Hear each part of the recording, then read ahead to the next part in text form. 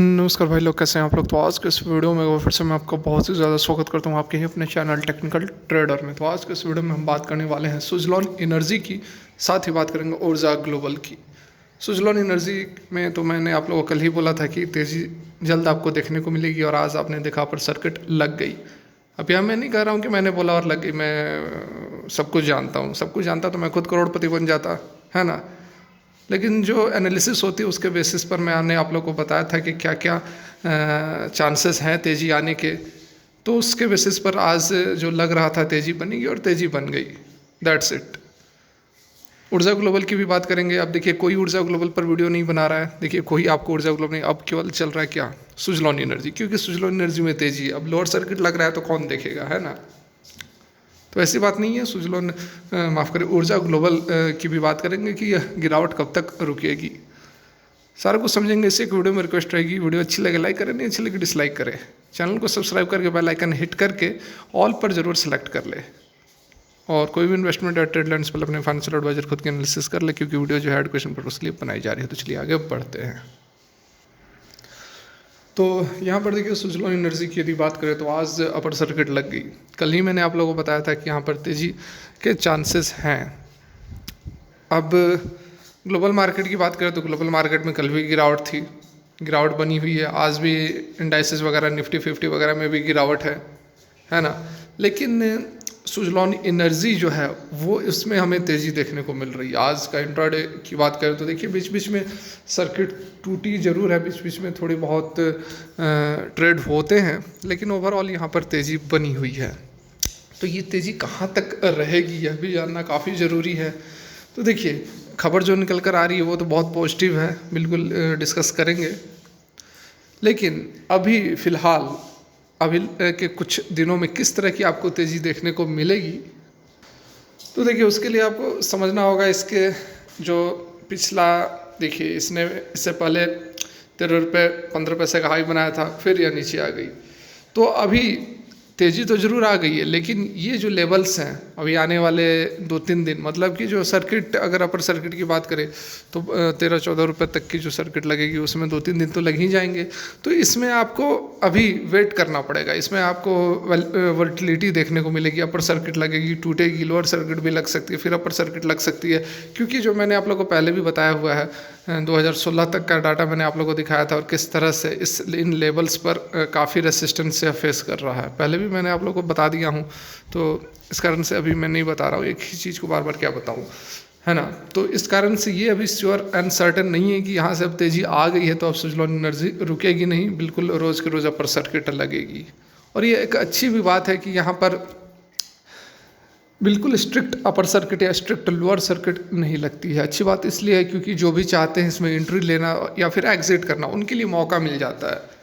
अब जैसे ऊर्जा ग्लोबल में चल रहा है, लगातार लोअर सर्किट चल रहा है। अब जो प्रॉफिट जिनको हुआ होगा वो, उन्हें निकलने का मौका नहीं मिल रहा है। तो उससे अच्छा ये है कि आप चाहो तो निकल लो, चाहो तो ले लो, ठीक ना।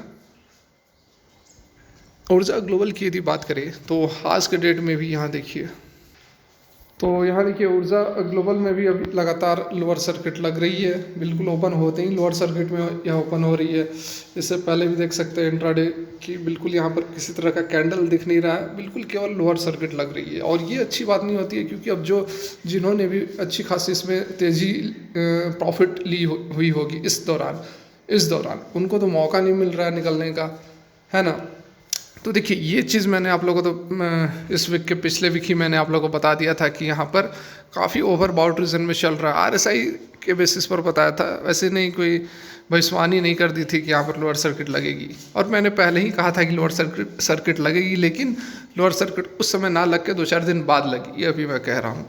लेकिन यदि आप उस समय भी प्रॉफिट बुक कर लेते तो अब पता नहीं यहाँ पर सर्किट कब खुलेगी।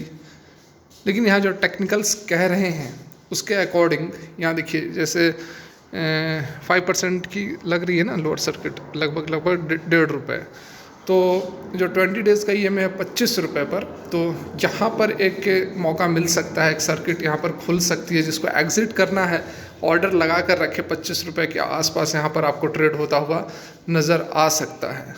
1.5 रुपये है तो यहाँ से 1 रुपये 1.5 रुपये और नीचे जाएगी तो 26 मतलब कल परसों के डेट में यहाँ पर आपको, परसों तो होगा नहीं, मंडे को, तो मंडे को यहाँ पर आपको सर्किट ओपन होता हुआ नज़र आ सकता है। और अब ये श्योरिटी नहीं है कि यहाँ से फिर तेज़ी आ जाएगी, हो सकता है कुछ ट्रेड हो फिर लोअर सर्किट लग जाए, क्योंकि एक तो इसका Q3 के जो नंबर्स हैं वह अच्छे नहीं आए हैं, और दूसरा इतनी अधिक प्रॉफिट मतलब कि रैली इतनी बड़ी थी, देख सकते हैं कि केवल अपर सर्किट ही लगी, और इस तरह की जो केवल और केवल अपर सर्किट लगती है तो उसके बाद जो प्रॉफिट बुकिंग होती है तो उसके बाद निकलने का भी मौका नहीं मिलता। इसलिए मैं बोल रहा हूँ कि सुजलॉन एनर्जी चलो ठीक ठाक है, वैसे एकदम स्ट्रिक्ट अपर सर्किट या लोअर सर्किट नहीं लगती है।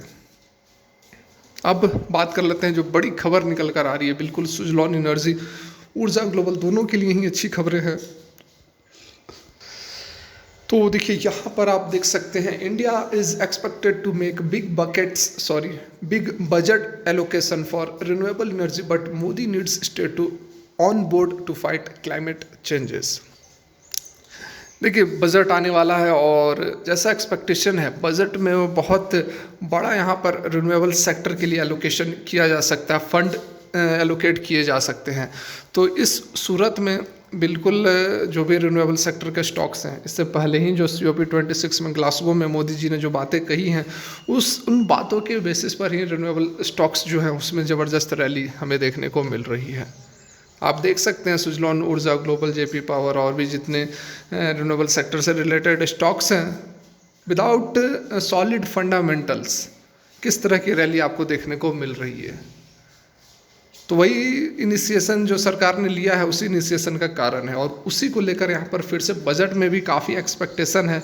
एक तो टेक्सटाइल इंडस्ट्री और दूसरा रिन्यूएबल सेक्टर, और एक जो शुगर इंडस्ट्री है उस पर भी यहाँ पर दांव खेला जा रहा है।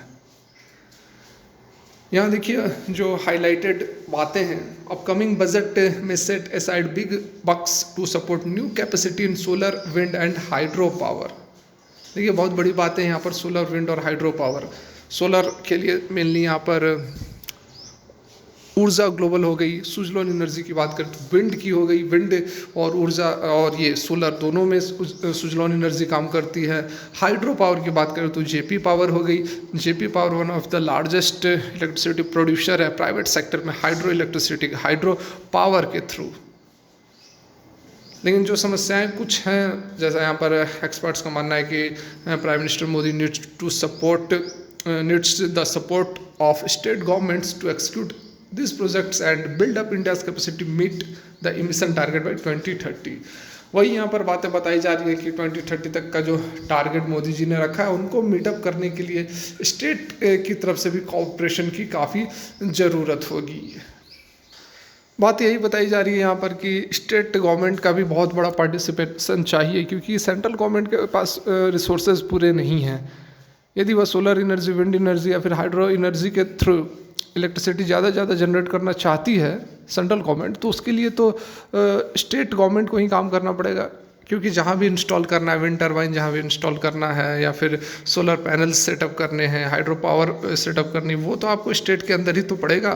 तो स्टेट की सरकार कोऑपरेट करेगी तब तो बात आगे बनेगी। जहाँ BJP शासित राज्य हैं वहाँ तो समस्या नहीं है, लेकिन अदर जो यहाँ पर गवर्नमेंट है उनके साथ समस्याएं आ सकती हैं, क्योंकि फिर ये पॉलिटिक्स का भी मैटर हो जाता है कि क्यों हम अपने यहाँ से उनका नाम क्यों करें, है ना। तो हमें पॉलिटिक्स में पढ़ना नहीं है, हमें जो समझना है वो ये है कि बजट में अच्छा खासा यहाँ पर एलोकेशन होने वाला है।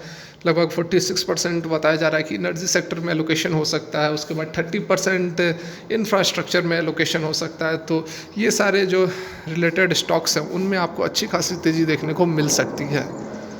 तो फिलहाल के लिए वीडियो यहीं तक अच्छी लगी तो लाइक करके ही जाना। वीडियो देखने के लिए बहुत बहुत धन्यवाद। Okay, good bye.